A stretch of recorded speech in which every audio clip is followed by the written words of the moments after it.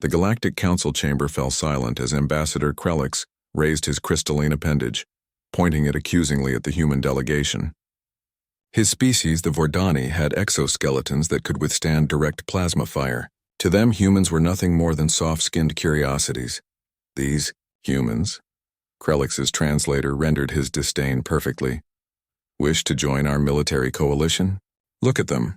Their skin tears at the slightest pressure. Their bones shatter like glass. They require constant atmospheric regulation just to survive.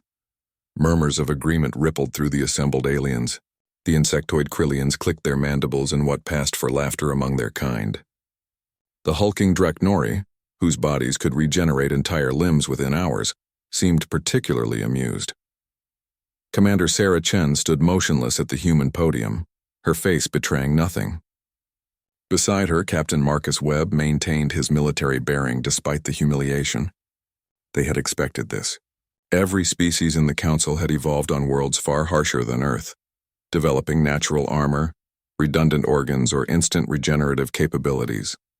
Humanity had none of these advantages. "We understand your concerns," Sarah began, her voice steady. "But we believe belief is irrelevant," interrupted War Master Tholgorn of the Draknori, his massive frame rising from his seat. "We have reviewed your biological data. A single Draknori warrior is worth 50 of your soldiers. Your bodies are too fragile for combat. One puncture wound and you bleed to death. One broken bone and you're incapacitated. This is not mockery. It is simple biology." "Perhaps a demonstration would be appropriate," suggested Counselor Vex, a serpentine Skari whose species could survive in hard vacuum. Her tone was almost pitying. "Let them see what real combat entails." The Council agreed. Within the hour, arrangements were made for a training exercise on Outpost Sigma 7, a frontier station bordering hostile territory. The humans would accompany a Draknori assault team on a routine patrol. It was meant to be educational, a gentle lesson in their own inadequacy. The patrol went wrong. Within the first hour, the distress beacon came from a mining colony under attack by Zarathi raiders, cybernetic pirates known for their brutality. By the time the team arrived, the colony was in flames. The Draknori warriors charged forward with characteristic confidence, their regenerative biology making them nearly fearless. Captain Webb and his squad of 12 humans followed, their light armor seeming pitifully inadequate compared to the Draknori's natural plating. The battle was chaos. Zarathi plasma fire tore through the colony's corridors. A young human private, Jackson, took a direct hit to the shoulder. The blast carved away muscle and bone, leaving a horrific wound that would have killed most species outright from shock alone. "Human down," bellowed Tholgorn, watching Jackson collapse. "Just as I predicted. Too fragile." But Jackson didn't stay down. Gritting his teeth against unimaginable pain, he pulled a field dressing from his kit with his remaining functional hand. His squadmate, Corporal Yuki Tanaka, reached him first, applying pressure to the wound while Jackson jammed a syringe of coagulant booster into his thigh. "I'm still in this fight," Jackson gasped, his face pale but determined. Tholgorn stared in disbelief as the human, who by all rights should have been dead or unconscious from shock, propped himself against a wall and continued firing his weapon one-handed with frightening accuracy. The battle intensified. A Draknori warrior, overconfident in his regenerative abilities, took multiple plasma hits and went down hard. While his body would eventually heal, he was unconscious and useless for the next several hours. The humans, meanwhile, adapted. Sergeant Maria Okonkwo took shrapnel to her leg that would have crippled most species. She fashioned a tourniquet from her belt, injected local anesthetic, and kept moving. When her leg gave out, she didn't retreat. She found a defensible position and provided covering fire, her accuracy never wavering despite the trauma. Lieutenant Chen, Sarah's younger brother, suffered 3 broken ribs when an explosion threw him against a bulkhead. The Draknori warrior who witnessed it winced at the sound of cracking bone. But Chen activated his suit's internal support systems, took shallow breaths to manage the pain, and continued coordinating his squad's movements with tactical precision. What amazed the Draknori most wasn't the humans' refusal to quit. It was their systematic approach to survival.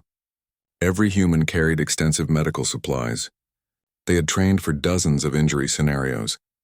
When Corporal Tanaka's arm was partially severed, her partner immediately applied a constricting field, administered blood-clotting nanites, and temporarily fused the limb with surgical adhesive, all while under fire. "They're not regenerating," Thorgorn muttered to himself, watching in fascination. "They're repairing themselves, in real time, during combat." The battle raged for 3 more hours. By the end, the Zarathi were repelled, but both sides had paid a price. 2 Draknori warriors were still unconscious, their bodies slowly knitting themselves back together. They would be fine eventually. The humans, however, told a different story. Of 12 soldiers, all 12 were wounded. Some horrifically so, but all 12 were still conscious, still mobile, still fighting until the very end. They had transformed themselves into a mobile trauma unit, each soldier performing battlefield medicine on themselves and others while maintaining combat effectiveness. Private Jackson, who had lost significant tissue from his shoulder, had not only survived but had scored 6 confirmed kills after his injury. Sergeant Okonkwo, with her ruined leg, had held a crucial choke point for 90 minutes.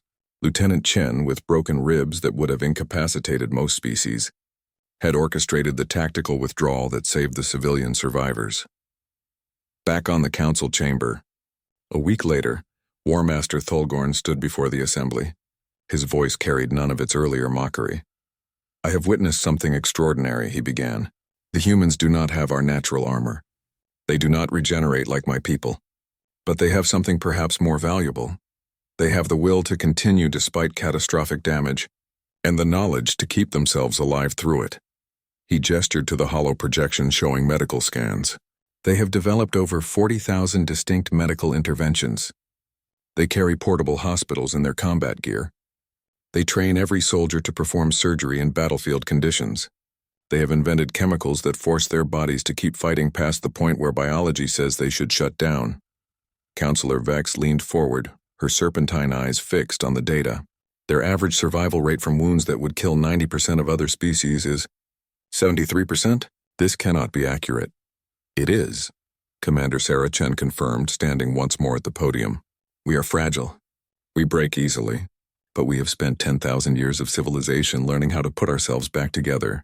Every human soldier is trained in trauma medicine because we have to be.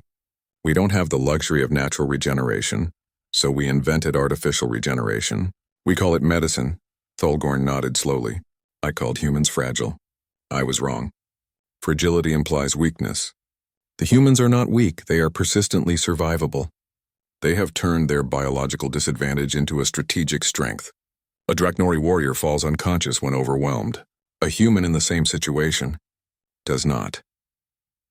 The vote to accept humanity into the Galactic Coalition was unanimous.